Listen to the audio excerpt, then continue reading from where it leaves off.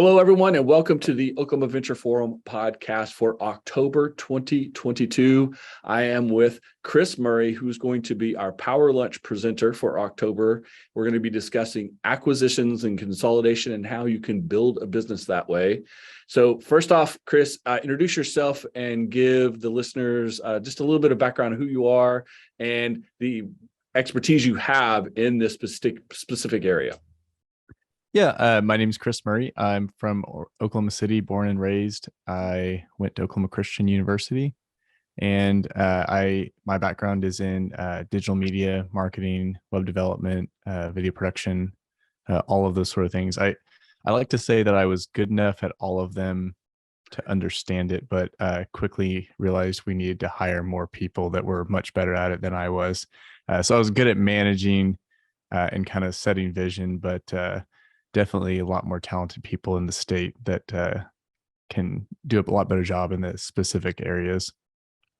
So you hired experts and then got out of their way, right? Yeah, basically. Well, that's necessary too, right? We need great leadership and vision from above to set the good strategy and set all the objectives, and then let our folks doing tactical execution actually do their thing so that it's effective, correct? Sure. Yeah, of course.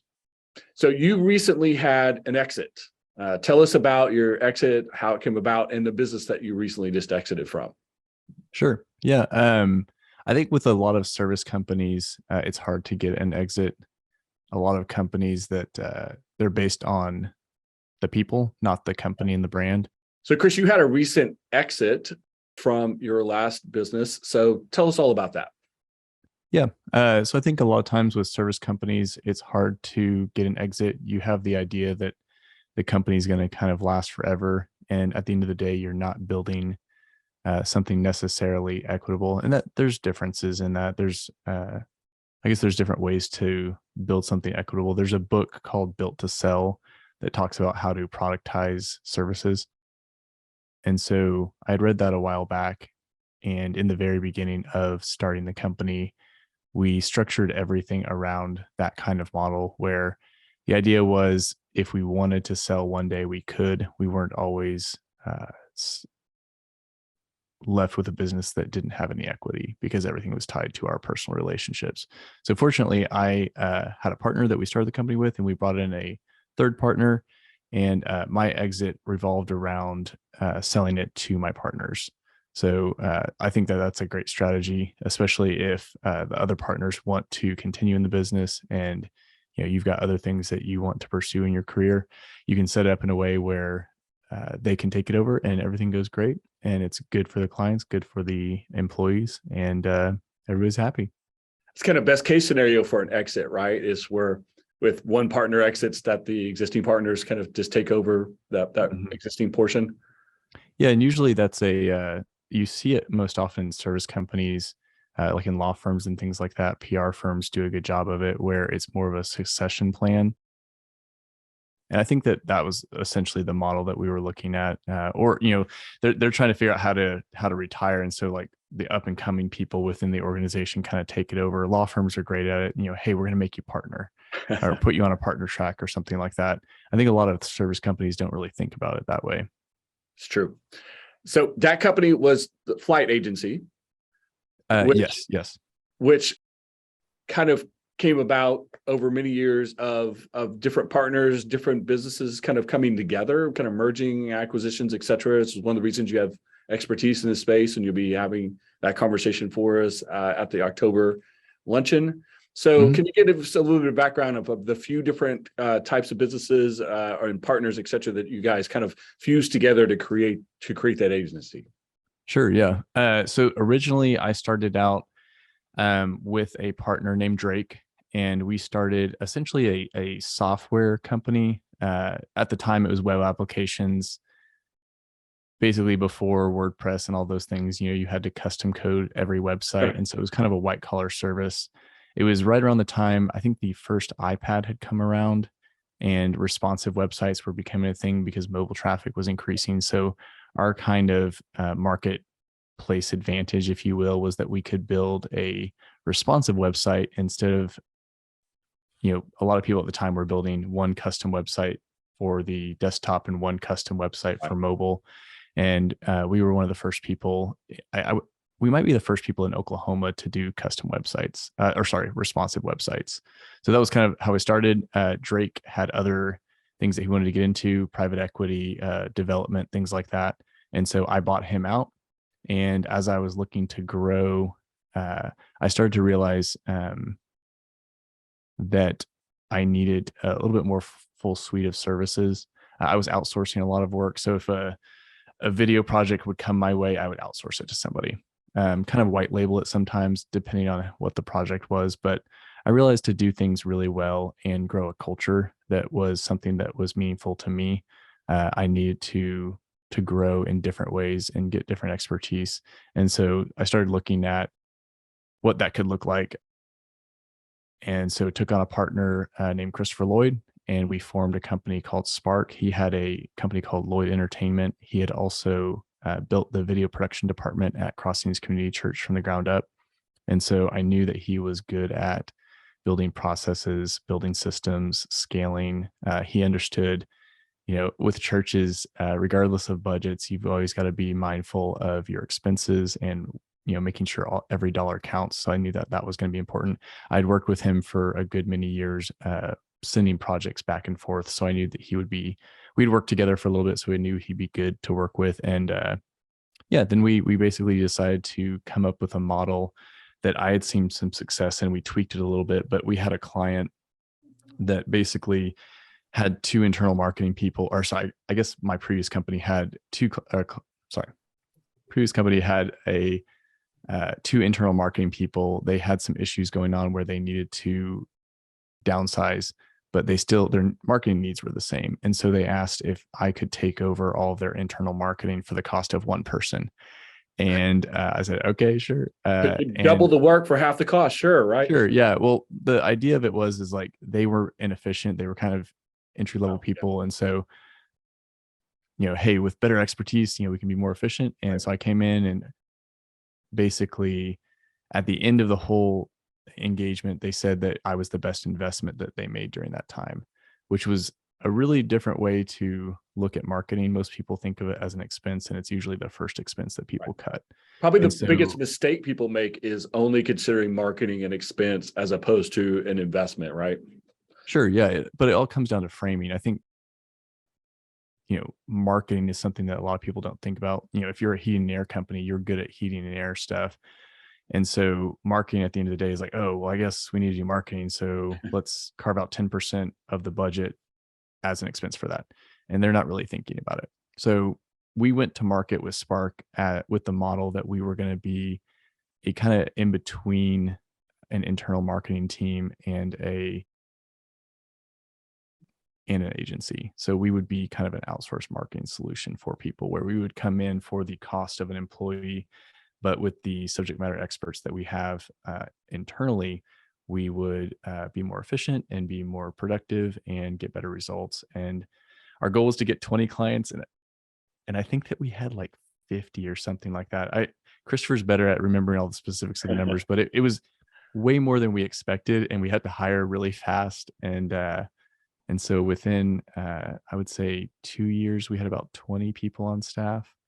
And so the next phase was, we realized our video production was getting outshined by some smaller people in the market. And I guess one thing that I've always done is I love to look at who is just really doing things great. I like to say I put people in my basket, if you will. Like, if I see a really good creative person, I'll follow them on Instagram, and like, regardless of who they're working for, I'm just like, man, they're so good. I love just watching their work. And if ever a moment arises where we get the opportunity to work with that person, whether it be as a contractor or if they're looking to make a career change, maybe they could come work with us.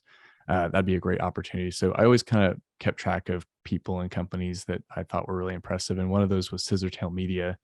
They, with like a really small four or 5 man team, they were doing the Thunder's courtside experience video. They were doing OG&E's Go Green campaign, all these really big projects, and they were excellent. The effectiveness of these projects was excellent. The messaging was clear. They were stating the problem right up front. It was resonating. It moved you emotionally. And I would say that they were a very purpose-driven brand. So anyway, I had been watching them for a while and just very impressed by them. And an opportunity arose where their CEO had got the opportunity to really explore the VR space. He had created the number one VR software platform for virtual reality arcades in the world. I think they had 500 plus customers at the time, but he was kind of trying to do both, run Scissortail and that. And, through some corner office type, what do you call it? Mastermind type groups, we kind of connected in the same mastermind group. He was in a different group, but under the same umbrella. And we kind of realized like, hey, he might be willing to sell through some people, and kind of put it together. And basically we did an acqui-hire, and that's kind of how we did all of our acquisitions. Was we hired the internal team. We, looked at salaries, benefits, all that stuff, and always tried to increase that for everybody, and make it something that was a really exciting thing. Because a lot of times there's a lot of fear around acquisitions. Right. So we always tried to add and not take away as much as possible. Inevitably there's little things that need to be adjusted where it's not the same as it was before. But for the most part, when we do acquisitions, it was always important to us to not change things as much, but only add benefit. So that was our goal. And obviously we couldn't always do it, but yeah, so we brought on Scissortail Media. We kept it as a separate brand, and then started to move forward. We use the traction system. So I don't know how long you want me to go, like off on little bunny trails, but yeah, we use the traction system, and that helped us kind of identify our needs. And that's kind of what guided us through the next couple acquisitions after that. I think the main takeaway for everyone listening is we'll work backwards first. That acquisitions and mergers don't have to be a slash and burn. You don't have to come in and clear house and just take, one or two rock stars and fire everyone else and slough off the rest of the staff. Like, you can have acquisition and mergers that are actually structured to keep everyone employed and keep everyone involved. Yeah. And if you're going to acquire a business, they're already doing something of value, right? So why would you want to go in and disrupt everything they're doing and turn it upside down? If they're already doing good work, you just want to kind of fold it into what you're doing as well, to keep as much value as possible. I think there's some of the misconceptions about how mergers and acquisitions work, that it sounds like you guys did a really good job of making sure to keep those things of value and people of value as well. Yeah, I mean, the numbers really speak for itself too. So Scissortail had been around for 10 years, and we acquired them coming off their best year ever. And even with that, we doubled their revenue the next year by just kind of horizontally integrating a lot of what they did. There's economies of scale that we were able to do where we're not duplicating software licenses and things like that. So, obviously they didn't have to pay the rent that they had previously. So we were able to fit them into our existing office space, because we had kind of signed a lease with some expectations that we'd have some growth. And so the economies of scale and everything helped. We increased our gross margins significantly, but we also, gross margins, but also our net margins significantly as well with the economies of scale. So it was a very good thing. And we were able to give everybody that we got brought on a raise with that acquisition. Every single person. That's definitely best case scenario for a merger. Yep. So at the Oklahoma Venture Forum, we have a lot of conversations about how to find and utilize venture capital investments and working with investors, whether it's a traditional bank loan or venture capital groups, angel investors, friends and family, all of the ways that business owners potentially raise money. Sure. But one of the ways, the reason we're having this good discussion in October is obviously, again, mergers, acquisitions, and consolidations are great ways to build businesses that aren't necessarily based on working with a lender of some sort. Sure. So give us some of your insights and some of the nuggets that you've learned along the way about the values that we were just kind of discussing, about the benefits of taking this route as opposed to going out looking for cash, but bringing in other businesses, other business models, their human capital, their talent, et cetera. Oh, sure. Yeah. I'm a big proponent that I think the capital accelerates everything. And so When you have something that needs to be accelerated, capital can help make that happen. So if you know exactly where you're going, then great. Capital will get you there faster. But I Right. think that an injection of capital can also, kind of push you off a cliff in a way. Like if you haven't done good market testing of your product or service and you don't really have a good product market fit, then capital can only accelerate your problems because it accelerates the good things, but it also accelerates the bad things as It well. cannot fix problems, right? It can only evaporate them a little bit.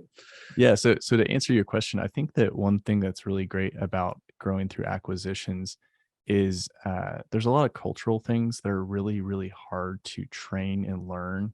And I think that there was a lot of cultural things in the Scissor Tail company that were really, really amazing to bring over to our company and have kind of, you know, merge, not just merge the companies, but merge those cultures. And there were challenges for sure, but I think one of the benefits is you can grow your culture, and you can if you see a company that has a culture that you like in certain areas, you're gonna be able to grow in those areas too. So, Kris, one of the things we like to do here on the Oklahoma Venture Forum podcast is ask every one of our guests if they have a Oklahoma specific piece of advice for entrepreneurs, business owners, etc. What is it about doing business in Oklahoma that you think is interesting, or something that you think we do better here than anywhere else in the country? Sure. Now I can only speak from my experience. I haven't run a business in any other market, but from anecdotally from what I've heard and things like that, it's really easy to meet people. You just have to just put yourself out there and just ask for coffee, ask to meet up with someone. If you see somebody doing something that you like, or you want to get to know them better, or you want to learn more about their industry, it's been so easy to meet people in Oklahoma. Yeah, I feel like everybody that I have looked up to or aspired to be more like has always been so excited and so willing to share their story and help the next generation that's trying to grow something in Oklahoma learn from their successes and learn from their failures.